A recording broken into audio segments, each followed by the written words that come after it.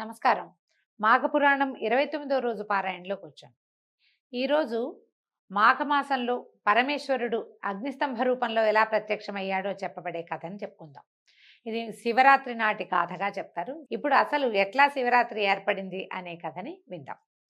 పూర్వము మొట్టమొదట అంటే ఒకసారి సృష్టి ప్రారంభమైనప్పుడు మొదట మర్రి ఆకు మీద మహావిష్ణువు ప్రత్యక్షమయ్యాడని, అది పరమేశ్వరుని వల్లే జరిగిందని చెప్తారు. శివశివాని స్వరూపం నుంచి ప్రకృతి పురుషుల సంయోగంతోటే మొట్టమొదట విష్ణుమూర్తే జన్మించాడని.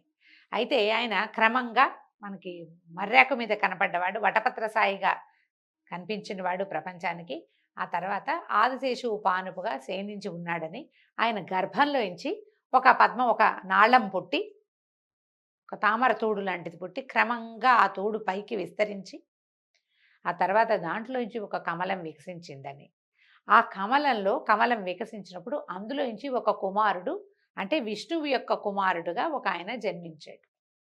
అయితే ఆయన ఎంతకాలమో అట్లా జన్మించిన తర్వాత తపస్సు చేసుకుంటూ ఉన్నాడు. చేసుకోగా క్రమంగా తపస్సుతోటి ఓంకారంలోకి దిగాడట, ధ్యానంలోకి. ఈ ఓంకార ధ్యానం చేయగా ఆయనకి ఎంతో జ్ఞానం వికసించింది లోపల నుంచి.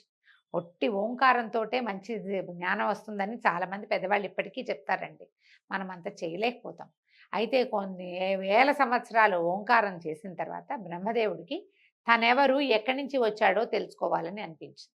కానీ ఆయనకు అప్పటికి తెలిసింది తనకు 5 ముఖాలు ఉన్నాయి, తనకి అపరిమితమైన జ్ఞానం ఉంది అని తెలిసింది. అప్పుడు ఆయన తను కూర్చున్న పద్మంలో నుంచి బయటికి వచ్చి, ఆ పద్మం ఎక్కడి నుంచి మొదలైందో, తన పుట్టుక ఎక్కడదో వెతుకుతూ అట్లా కిందకి వచ్చాడు. ఎంతో ప్రయాణం చేసి వచ్చాక ఎక్కడి నుంచి ఏ మొదల్లో నుంచి ఆ తను కూర్చున్న పద్మం ఉద్భవించిందో చూసి ఆయనని నిద్రలేపి నువ్వెవరు ఏమిటి, నేనే ఈ సృష్టికి ఆదివాడిని, సృష్టికర్తని, నాకు సృష్టి చేయమని ఆజ్ఞ లభించింది, నేను సృష్టి చేయబోతున్నాను, నేను చాలా అధికుణ్ణి ఘనుణ్ణి, నువ్వెవరు, నువ్వెందుకు నిద్రపోతున్నావు అని అడిగాడు. విష్ణుమూర్తి ఏమన్నాడంటే, నువ్వు అధికుడు ఎట్లా అవుతావు, నువ్వు నా నుంచి జన్మించిన వాడివి, నువ్వు నా నాభికమలంలో పుట్టిన వాడివి, సృష్టే నువ్వు చేయగలిగేది, నీకు ఆధిపత్యం లేదు, నీకంటే అధికుణ్ణి నేను, ఎందుకంటే నా నుంచి నువ్వు జన్మించావు కాబట్టి అని మాట్లాడుకున్నాక ఇద్దరికి వాదోపవాదాలు పెరిగినాయి. నేను ముందంటే నేను ముందు, నేను గొప్పవాడిని అంటే నేను గొప్పవాడిని. దేవతల్లో కూడా ఇలా జరుగుతుందా అంటే మహామాయ ఎవరినైనా ఆవరిస్తుందని చెప్తారు. వీళ్ళిద్దరూ యుద్ధానికి దిగేసరికల్లా అప్పుడు దేవతలందరూ పరమేశ్వరుడి దగ్గరికి వెళ్ళి, స్వామి ఇలా వీళ్ళిద్దరూ సృష్టి స్థితికారకులు ఇద్దరు యుద్ధంలోకి దిగుతున్నారు అని చెప్పేసరికి, సరే పరమేశ్వరుడు అప్పటికే ఉమాసహితుడుగా ఉన్నాడట, అమ్మవారితోటి కలిసి ఉండి ఆయన ప్రమథగణాలతోటి ఈ ప్రాంతానికి వచ్చాడు, యుద్ధం జరుగుతున్న ప్రాంతానికి వచ్చి వీళ్ళని చూసిన తర్వాత రహస్య ప్రదేశంలో నిలబడి చూసిన తర్వాత వీళ్ళిద్దరూ ముందు యుద్ధానికి దిగి, ఒకళ్ళు పాశుపతాస్త్రము, ఒకళ్ళు బ్రహ్మాస్త్రము ఇద్దరు సంధించారట. ఈ 2 అస్త్రాలు సంధించే సమయానికి పరమేశ్వరుడు అగ్నిస్తంభ రూపంలో అక్కడ ప్రత్యక్షమయ్యాడు. పెద్ద కాలుతున్నటువంటి బ్రహ్మాండమైన స్తంభం ఒకటి ఇక్కడ వచ్చింది. ఆ స్తంభంలో ఈ 2 అస్త్రాలు వీళ్ళిద్దరూ ప్రయోగించినటువంటి పాశుపతాస్త్ర బ్రహ్మాస్త్రాలు అందులో వెళ్ళిపోయినాయి అందులోకి.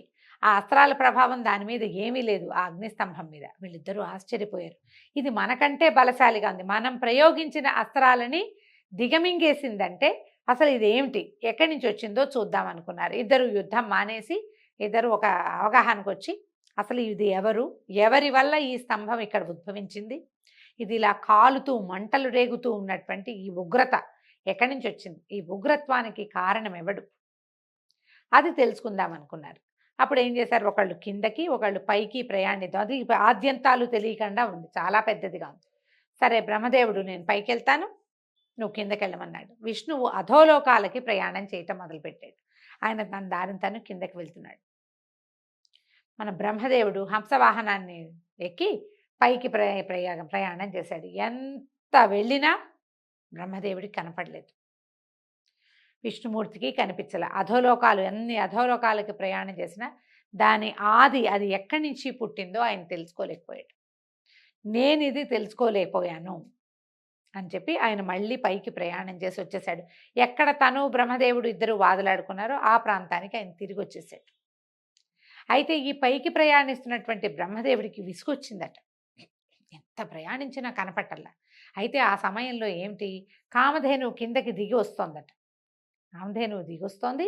అక్కడి నుంచి పరమేశ్వరుడు పైన కూర్చుని పైకి వెళ్తున్న ఈ అగ్నిస్తంభ రూపంలో ప్రయాణం చేస్తున్నాడు కదా, ఆయన శిరస్సు మీద అలంకరించుకున్న మొగలి పువ్వు ఒకటి జారి పడింది. అది కిందకొస్తుంది. ఆ మొగలి పువ్వుని కామధేనువుని ఇద్దరిని చూశాడు. చూసి ఈయన ఏం చెప్పాడు, బ్రహ్మదేవుడు అడిగాడట, మీ ఇద్దరికి శాశ్వతత్వాన్ని ఇస్తాను నేను, మీరు ఒక పని చేయండి, పరమేశ్వరుడు ఈ అగ్నిస్తంభాన్ని ఆదిని నేను చూశాను, అంతాన్ని నేను చూసా, పైభాగాన్ని చూశానని నేను చెప్తా, అవునని నాకు సాక్ష్యం పలకండి అని అడిగాడు. అడిగితే సరే ఒప్పుకున్నాయి ఇద్దరు కూడా. ఈయనే సృష్టికర్త అని తెలుసు కదా, తెలుస్తోంది ఆ సృష్టికర్త కాబట్టి ఆయన చెప్పిన మాట విందామనుకుని వాళ్ళిద్దరూ ఒప్పుకున్నారు. ఒప్పుకొని కిందకు వచ్చారు. కిందకు వస్తే ఆల్రెడీ విష్ణుమూర్తి అక్కడికి వచ్చేసి ఉన్నాడు. ఆయన నేను ఈ అగ్నిస్తంభం ఎక్కడి నుంచి ఉద్భవించిందో నేను తెలుసుకోలేదు, నాకు కనపడలేదని చెప్పాడు. బ్రహ్మదేవుడు మాత్రం నేను చూశాను, ఇదిగో వీళ్ళిద్దరూ సాక్ష్యమని మొగలి పువ్వుని కామధేనువుని గోవుని ఇద్దరిని సాక్ష్యం పలికించాడు. అయితే మొగలి పువ్వు అవునంది, ఈయన చూశాడు అని చెప్పింది. ఈ గోవు మాత్రం ఏం చెప్పింది, కామధేనువు మాత్రము తలతోటి అవునని చెప్పి తోకతోటి చూడలేదు, ఇది అబద్ధం అని చెప్పింది. ఇంతలో ఈ అగ్నిస్తంభం మాయమైపోయి ఆ ప్రదేశంలో ప్రళయకాల రుద్రుడుగా ఉన్నటువంటి పరమేశ్వరుడు ప్రత్యక్షమయ్యాడు. ప్రత్యక్షమై ఈ అగ్నిస్తంభాన్ని ఎవరూ చూడలేదు, ఆద్యంతాలు తెలుసుకోలేకపోయారు. ఇప్పుడు నువ్వు సృష్టికర్తవి, ఈయన స్థితికారకుడు, నేను లయకారకుడిని. సత్వరజస్తమో గుణాల్ని అనుసరించి మనం పనిచేస్తాం. ఇప్పుడు సృష్టి స్థితికారకులు ఇద్దరు నేను గొప్ప అంటే నేను గొప్ప అని కొట్లాడుకుంటే ఎట్లా? మీరు కొట్లాడుకున్నారు మొదటిది. రెండోది అగ్నిస్తంభ రూపంలో ఉన్నవాడు నేను నేను నేను మీ అందరికి ఇద్దరికంటే బలవంతుణ్ణి, ఎందుకంటే సృష్టికి ముందున్న వాడిని నేనని చెప్పి తన యొక్క స్వరూపాన్ని వీళ్ళిద్దరికీ విశదీకరించాడు. బ్రహ్మ విష్ణువులు ఇద్దరు కూడా ఆయన యొక్క ఆధిక్యతని ఒప్పుకున్నారు, పరమేశ్వరుడి ఆధిక్యతని ఒప్పుకున్నారు. అయితే పరమేశ్వరుడు క్రుద్ధుడుగా ఉన్నాడు, కోపంగా ఉండి ఆయన ఏం చెప్పాడంటే, నువ్వు అబద్ధం చెప్పావు, నీకు 5 ముఖాలు ఎందుకున్నాయని వీరభద్రుణ్ణి సృష్టించారని చెప్తారు. ఈ అగ్ని మన పరమేశ్వరుడే ఒక గోరుతోటి ఐదవ తలని ఖండించేశాడు. ఈ శివుడికి కూడా 5 తలలు ఉంటాయట. అంటే ఏమనాలి, పంచముఖ స్వరూపంగా కనిపిస్తాడు, పంచతత్వ స్వరూపుడుగా కనిపిస్తాడు. నాకు 5 తలలున్నాయి, నీకు 5 తలలున్నాయి, నువ్వు ఎట్లా గొప్ప అవుతావు అని బ్రహ్మదేవుడు ప్రశ్నిస్తే ఈయన ఏం చేశాడు, తలని గిల్లేశాడట. అక్కడి నుంచి బ్రహ్మదేవుడు చతుర్ముఖుడుగా మిగిలాడు, అంతకుముందు పంచముఖుడుగా ఉండేవాడు. సృష్టి చేయమని ఆయనకి ఆజ్ఞించాడు, నువ్వు స్థితికారకుడుగా ఉండమని విష్ణువుకి ఆజ్ఞించాడు. అయితే ఇప్పుడు ఈ అబద్ధం చెప్పినవా ఇవి 2 ఉన్నాయి కదా, కేతకి పుష్పం అంటే ఈ మొగలి పువ్వుకి ఏం చెప్పాడంటే, నువ్వు అబద్ధం చెప్పావు కాబట్టి ఇక నీకు పూజార్హత లేదు, ఎప్పుడు నువ్వు పరమేశ్వరుడి పూజలో ఉండవు అంటే పదే పదే దుఃఖించేదట కేతకి. మొగలి పువ్వు చాలా దుఃఖించి, నిన్ను చూసిన తర్వాత కూడా అసత్య దోషం అంటుతుందా, ఒకరోజు శివ పూజ చేస్తేనే అసత్య దోషాలు పోయి పాపాలన్నీ పోతాయి కదా భూలోకవాసులకి, నేను నిన్ను ప్రత్యక్షీకరించుకున్నాను, అగ్నిస్తంభ రూపంలోనూ చూశాను, ప్రత్యక్ష స్వరూపం ప్రళయకాల స్వరూపుడుగా ఉన్న నిన్ను నేను చూశాను, నాకు ఈ అనృత దోషం ఎందుకు అంటుతుంది అని దుఃఖించేసరికల్లా అప్పుడు పరమేశ్వరుడు ఏం చెప్పాడంటే, నీకు పూజార్హత లేదు, కానీ నా పైన ఛత్రంగా పరమేశ్వరుడికి ఈ మొగలి పూలతోటి ఛత్రం అల్లుతారు, కొన్ని దేవాలయాల్లో కనిపిస్తాయి, ఛత్రంగా సేవలు అందించే అవకాశాన్ని నీకు ఇస్తున్నానని చెప్పాడట. అక్కడి నుంచి కామధేనువుని నువ్వు అబద్ధం చెప్పావంటే, కామధేనువు ఏం చెప్పింది, తలతో అబద్ధం చెప్పా కానీ నేను తోకతో నిజం చెప్పాను, ఈయన చూడలేదని నేను తోక అడ్డంగా ఊపానంటే నీ ముఖానికి పూజార్హత లేదు, పృష్ఠభాగానికే పూజార్హత ఉన్నది అని చెప్పి ఆమెకి కామధేనువుకి ఒక శాపము వరము 2 ఇచ్చినట్టే. గోవు ముఖం చూస్తే మనకు మంచి జరగదు, గోపృష్టం చూస్తేనే మంచి జరుగుతుంది. గోపృష్టానికే నమస్కారం, గోముఖం గంగడోలు నిమిత్తం బొట్టు పెడతాం మొహానికి, మీరు అన్ని చోట్ల గమనించండి, గోపృష్టానికే పూజ చేయబడుతుంది. చాలా దేవాలయాల్లో పొద్దునే అమ్మవారిని కవాటోద్ఘాటన చేస్తారు, తలుపు తీయగానే అమ్మవారికి గోపృష్ట దర్శనమే చేయిస్తారు, గజ దర్శనము అవి చేయించి సేవల్లో ఆ గోపృష్ట దర్శనపు సేవ కూడా చేస్తారనమాట. మీరు గమనించండి, ఆవులకి ముఖానికి బొట్టు పెట్టి వెనకాల భాగంలో 2 పక్కల చక్కగా పసుపు రాసి బొట్టు పెడతారు. అక్కడి నుంచి గోపంచితము గోమయము గోక్షీరము, గోదతి అన్నీ కూడా పూజార్హమైన వస్తువులే. గోవు నుంచి వచ్చే వస్తువులు. ఆమె యొక్క విసర్జనాలు కూడా పూజార్హమైనవేనని భగవంతుడు ఆమెకి అవకాశం ఇచ్చాడు.